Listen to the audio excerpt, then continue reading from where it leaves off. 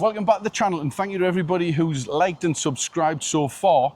It is currently Thursday, sun shining. I'm with Benjamin and we're off to Newcastle because it is September and before we know it, it'll be the Christmas where everybody's excited. Yep. We always do some really good Christmas parties for the team where everybody turns up and enjoys. So we thought we need a new venue this year. And as head party planner, that was my responsibility, and I have found what I think is the perfect room for us. So we will dive to Newcastle, and I'll show Mr. Sibley, see what he thinks, and we'll hopefully get it booked. Yep, and then we'll catch up with you in... Catch up with you in 5. In 5, when we're at Newcastle.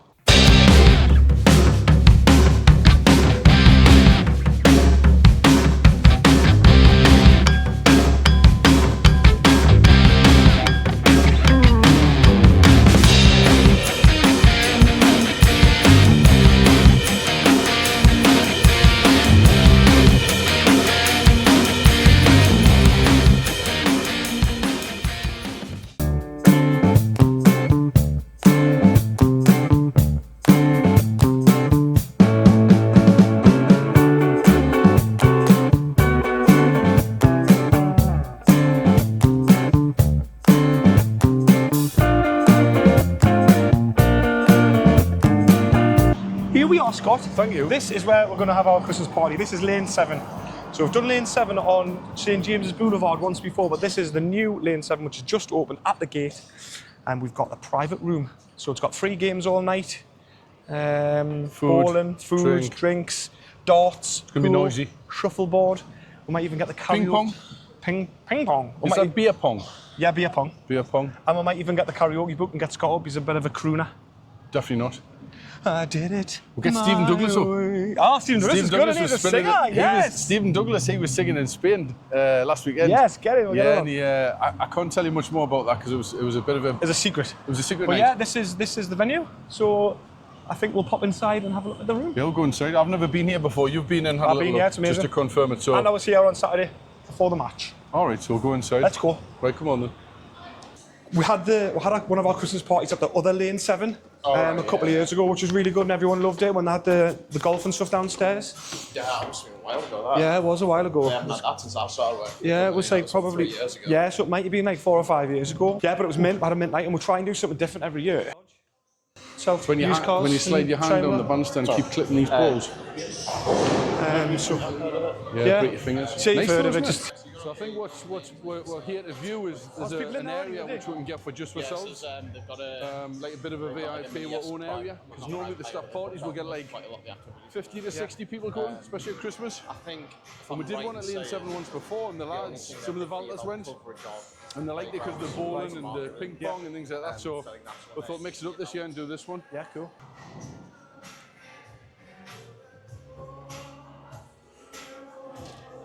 So it's like unlimited bowling. It's like, so we get the party from, I think it's from 7:30, isn't it? So you do the lanes, it's either like per person, like if you're putting individual names on, you can just send like generic like 6 players, whoever wants to bowl can bowl. Yeah. You get all the other activities as well. So there might be drinks included, like the beer pong. You can buy different packages for that. Pool table you get for just the length of time. Yeah.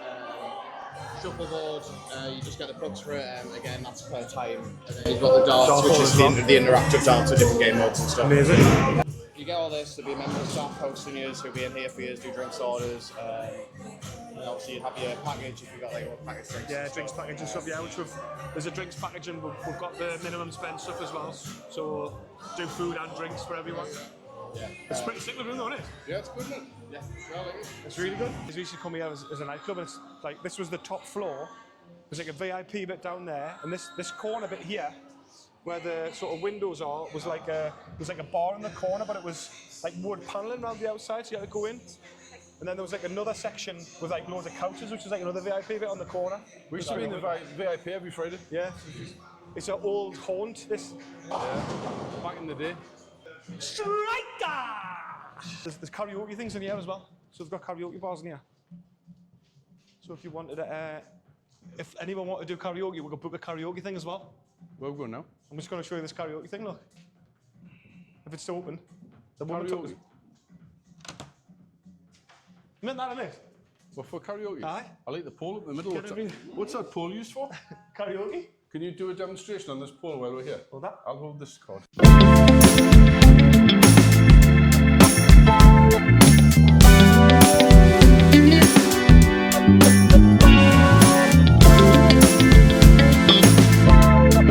you try and do like a sexy one? No, that was sexy. Do you want a game pool for a tenner? I'll get a pool for a Rolex. We'll do welcome drinks and food. Yeah. Yeah, that's what we're going to do. I think it'll be good. Like those disco balls, they're good. Obviously, it was a bit of a tough September, but it certainly wasn't anything we hadn't done or whatever. It wasn't our fault of it. It was market trend. So, so calls wise, you and Sammy were joint second, with Andy first. Warranties, third place, Sammy. Second place, Yota. First place, Andy. Service plans, Sam third, Paul second, Andy first. Select, were you in last month? I was going to say, can we have a separate Were you, meeting if that's well, all We right? did, we Not didn't have really, any cars you for need 2 weeks, so I in any inquiries, so we tried to do what we could for with what we had. Williams ceramic curtain. It was a poor performance by everyone actually last month, but ones that we have done: third place in Kevin, second place the Slug, and first place Andy.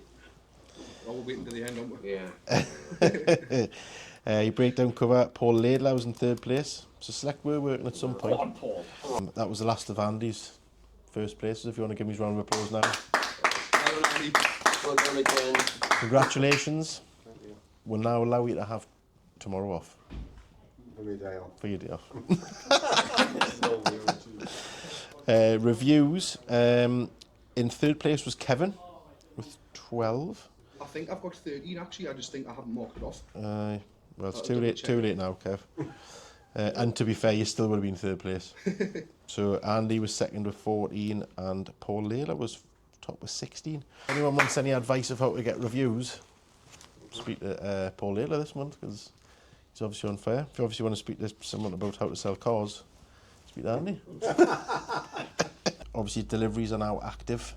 I went through the process along with like Andy. Obviously, it was his customary, but the process. I've nearly got a list together because the list was quite big, but we've actually, as going along the process with that particular one, I've managed to sort of streamline a little bit. That email, obviously, I copied you in with it.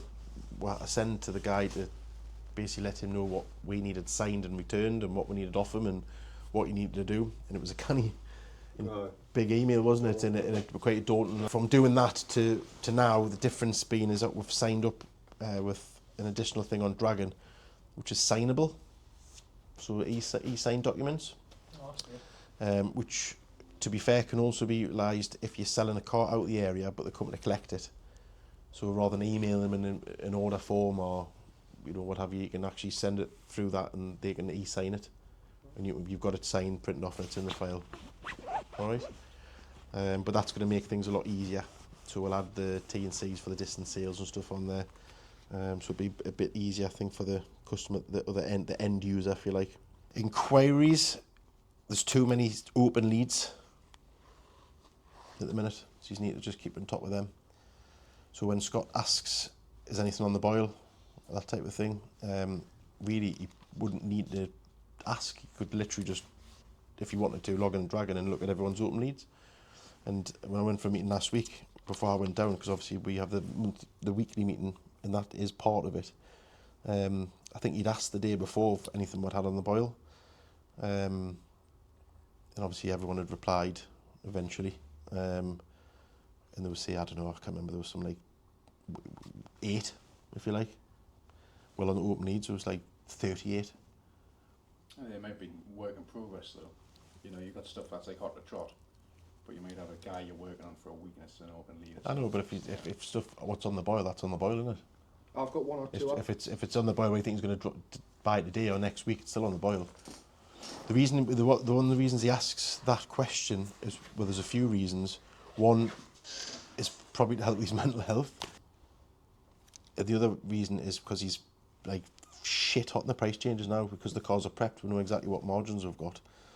So he's, instead of sitting on a car for a month or two, he's just chopping the margins away. He's just chopping them away. But obviously, he won't do that naturally if you've got someone interested in the car. So that's one of the other reasons why he asks. I think on the system, like what Paul said there, is like on the boil for me is like I've got two on my system now, I can tell you, and I've had them there since Saturday or Friday. No responses, phone calls or emails. I don't think I'd put that in the chat for me dad to say I've had someone who's not answered as yet.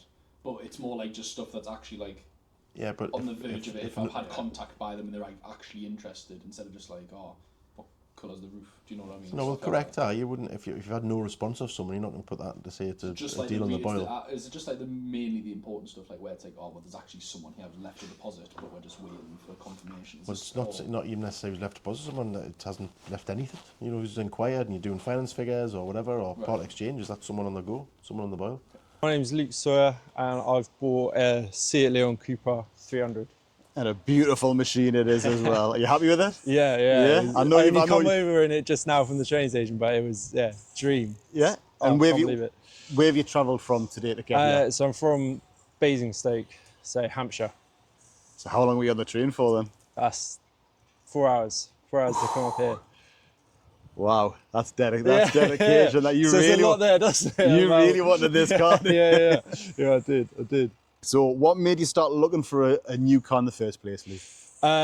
My daily mileage had gone up, and I'd had an old car that I'd had for 6-7 years now. Right. And it was still my first car that I'd been given from my parents. And I was like, you know what, it's time for me to buy my first ever car. So that's why I started looking. I've been looking for 3-4 months now, and came across this one, and it had great mileage, all of the spec, all of the warranty that I would have wanted, and great financial options as well. So I couldn't really pass it up. Excellent. So within those 3-4 months, were you actively looking, or were you just kind of browsing, or? Yeah, I'd say pretty actively looking. Yeah. You know, I had all my set things on Auto Trader, all of this sort of stuff. So I probably at least 10 hours a week was spent looking for cars and stuff like that. So yeah, definitely a little while. Yeah. Definitely put the time in. Yeah. So you've just mentioned there a few things like spec and mileage and things. So what boxes were they? So what were you looking for in your new car? So there was a certain mileage that I wanted it to come under, just in terms of what warranties would cover as well, and what the certain problems that come with Seat Leons, like the water pump and clutch and stuff like that. So it fell under that. Colours, there's some obnoxious colours out there. This one worked for me as well. And yeah, just little things that I like the idea of in a first car that this fulfilled.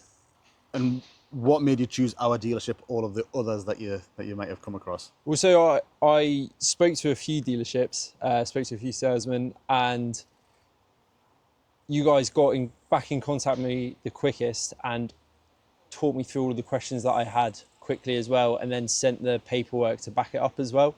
So it wasn't just a salesman's word over the phone. You spoke to me, and then you sent me everything with the deal, with the warranty and everything that was included in that. And as soon as I had a question, I could just text Paul and he'd get straight back to me, and told him where I was coming from. He said he'd pick me up from the metro station, he'd drive me over here. Anything I needed, he replied pretty quickly. Even if I was at work or was in meetings, he works around me. So, if it was a slightly later call around like 6 o'clock, he'd pick up, he'd answer. It was really good, really professional. Did you feel pressured or at any point or?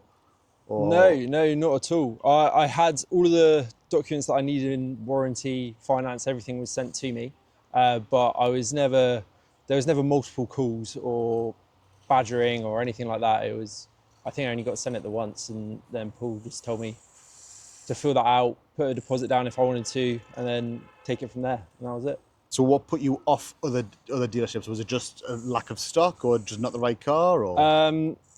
Definitely stock was a factor, I can't lie, but it was also going through the finance process and how long some of those waiting times were, and then talking to salesmen who didn't really know about the car itself or what it had done to it, when its last MOT was, what some of the faults were with it, what some of the fixes were and stuff like that. So that was the major concern. And Paul was different in that respect. Paul was definitely different, yeah. Yeah. Paul knew what he was on about. If you were to recommend our dealership to other people, what would you say to them? Yeah, I'd say if you are unsure about any aspect of it, just get in contact and talk to them, because they have people who know their stuff and they will talk you through stuff. This is my first time again getting finance or getting anything like that, so I had heaps of questions and Paul managed to talk me through it, and service the car, warranty the car, fresh MOT, all of that sort of stuff. It's everything you can really want. No, that's great. Thanks very much, You're mate. welcome, mate. No worries. If customers are coming at the weekend to hopefully come and buy a car, I'm still running around looking for service histories, systems not on their cars, left in glove boxes, or you're just not sure. That's still happening. It's still happening with the sales department. Okay, And I'm pleased you've highlighted that. So the audit we're done to everything bang up to date. Why don't we do it every week on a Monday? I think we should do Because if those cars are on your forecourt, you just need to know if you've got your service history. there was one which was Steve Rebel bought and didn't bother putting anything on the system, and one was a part exchange from here, now on the system. I found the stuff in the glove box. Right, so let's do a Monday audit then, eh? I mean, really, it shouldn't be. Once we've done the full backlog, it's only fresh stuff. So basically, what's happening is yous aren't checking the cars when they're coming in, because yous have got a cushy down there in a sense where you don't have any of this. The cars just come nicely polished, ready to go, priced up. At that point, when you're putting the prices in, check, make sure it's on dragon, make sure the details are there, make sure the service is there. When the fee, that you get the V5 files from the buyers, you get the box and you file them away, right? But we don't file them away until we've checked. So we've got the box of files there.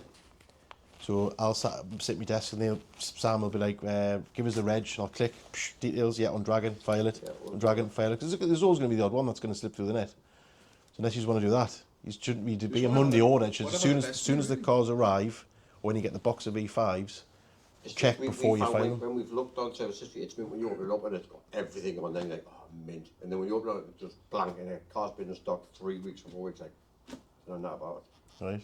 So then if we haven't got if a car comes down without the book, should we just fire you a message in the chat and let you know? Well, yeah, I mean, I'll speak to the buyers and say there's no stuff for you. Just on a weekend, it's obviously we're not going to get the cars weekend. There'll be no box of V5s or cars arriving on the weekend. There's always be Monday to Friday. So as long as we've logged everything that's you check before you file it, then there's no dramas. Stu, just something I wanted to mention. A lot of our part exchanges. It's 10 to 6, by the way, Kev, before you start. Just put prices on with part exchanges. I feel like we could maybe fight for them to stay at Redgate Lodge and not go to the buyers. retails. I had a rental, it didn't come in, but it would have been absolutely mint for us. It just had the clutch done, the timing belt and water pump, and front and rear discs and pads. I think we're going to give it to Cooper for Cooper to sell, but we could have potentially made. What car was it? Was a Renault Kadjar. It never came in. But if it did come in, we weren't going to retail it. I think it only had 70,000 miles on. They would have looked at it when it come in. So you get more of these, your BMs and your Mercs and your Audis, and less of Citroens and Peugeots and Renaults. Yeah. That's probably why that. But they probably still would have looked at if it had come in. Because it needed knee paint work or nothing, you know what I mean? I thought maybe just that one occasion somebody could have came in and it could have sat there for a while, but it might have gone quick. Well, we have had them and we've tried them, and there's no margins left, and by the time we sell them, and they're not the most desirable of cars, really, are they? We'll class probably more sports prestige, really, I guess, now. The higher end. But stuff like that, if it was to come in, they will do a health check and go, we will go on with that again. But if it was like a BM or Audi and stuff, if there's anything which we should be keeping, then let me know. Right. Right, chaps, thank you very much. That's a wrap. Thanks for watching this episode of Honest Cars Northeast. There is loads more content on our channel, so make sure to like and subscribe, and we'll see you all again soon. Thanks very much.